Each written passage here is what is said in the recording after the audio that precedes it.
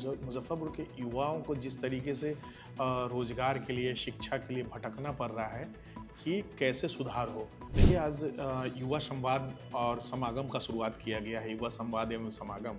अभी तक जितने भी नेता आए हैं मुजफ्फरपुर में, वो चुनाव लड़ने की बातें कह रहे हैं, नाली गली सड़क की बातें कह रहे हैं, लेकिन युवाओं की बात कौन करेगा?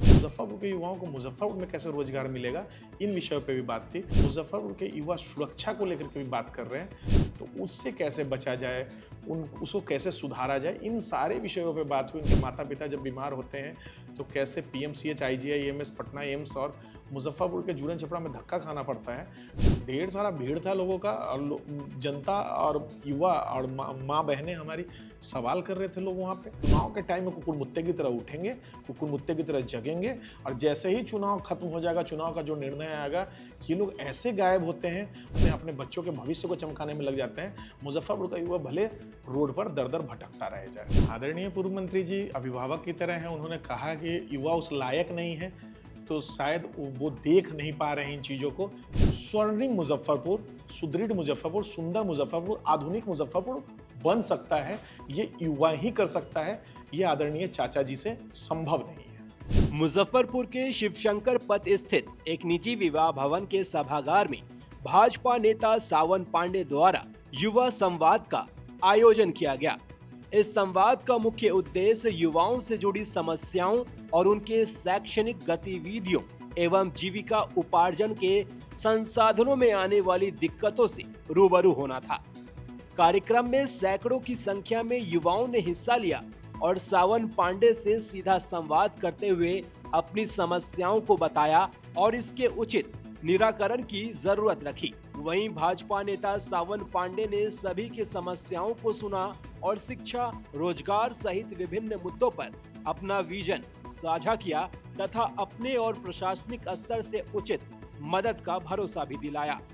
कार्यक्रम में मुख्य रूप से मनीष रंजन पासवान, भोला पासवान, ललन सिंह, मोहम्मद अब्दुल रईस, तेग बहादुर, लल्लू सिंह, मुकुल कुमार, नीतीश कुमार, प्रियांशु मिश्रा आदि मौजूद। क्या कुछ खास है कार्यक्रम आपका? देखिए आज युवा संवाद और समागम का शुरुआत किया गया है, युवा संवाद एवं समागम।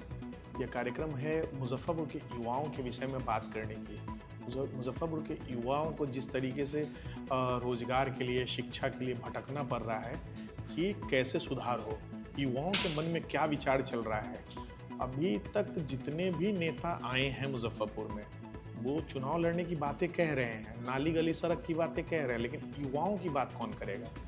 युवा जब शिक्षा प्राप्त कर लेते हैं, मैट्रिक पास करते हैं, तो सोचते हैं कि इंटर किस विषय से किया जाए।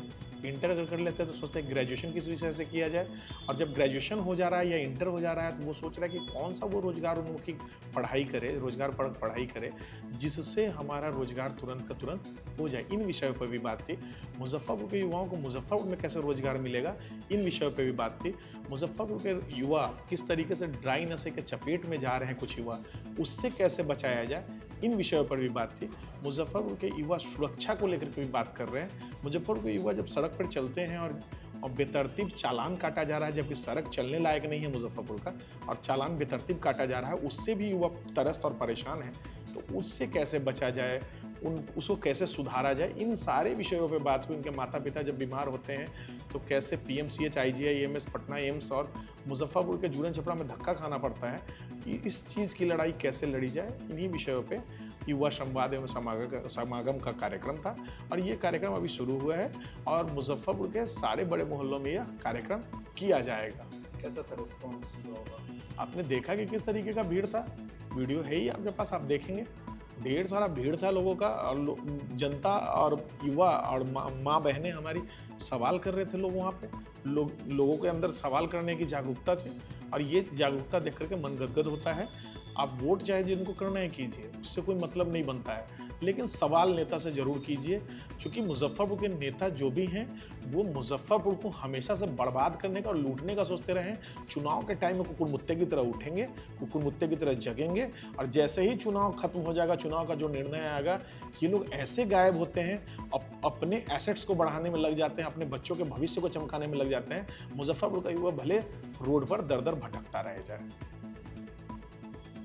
पूर्व मंत्री ने बोला कि मुजफ्फरपुर के युवा उस लायक नहीं है जो अभी दावेदारी पेश कर सके, इसलिए हमको उतरना पड़ा मैदान में। बयान है। आदरणीय पूर्व मंत्री जी अभिभावक की तरह हैं, उन्होंने कहा कि युवा उस लायक नहीं है, तो शायद वो देख नहीं पा रहे हैं इन चीज़ों को कि उनके घर का लड़का ही, उनका बेटा भतीजा ही शहर को चलाने का मादा रखता है, शहर के विकास का मादा रखता है, शहर को चमकाने का मादा रखता है, शहर को सुदृढ़ और समृद्ध बनाने का मादा रखता है। उनके द्वारा जो अच्छी चीज़ें शहर में बनाई गई हैं, जो उनके हिसाब से उनको लगता है, उसको मजबूत किया जा सकता है, उसको आगे बढ़ाया जा सकता है और स्वर्णिम मुजफ्फरपुर, सुदृढ़ मुजफ्फरपुर, सुंदर मुजफ्फरपुर, आधुनिक मुजफ्फरपुर बन सकता है। ये युवा ही कर सकता है, ये आदरणीय चाचा जी से संभव नहीं है। जल जमाव को लेकर खुलासा किया उन्होंने कि पैसा तो आया था बट सब लटक गए जब वो मंत्री थे तब, और बोले कि जिताइएगा तो दोबारा हम पैसा वापस ला देंगे। देखिए ये अभिभावक हैं, वो ऐसा कुछ बोल रहे हैं, हमने तो सुना नहीं है, लेकिन अगर ऐसा कुछ बोल रहे हैं तो कुछ होंगी बातें उनमें, वही समझे, उनका काम समझे, हमको तो बस उनका आशीर्वाद चाहिए।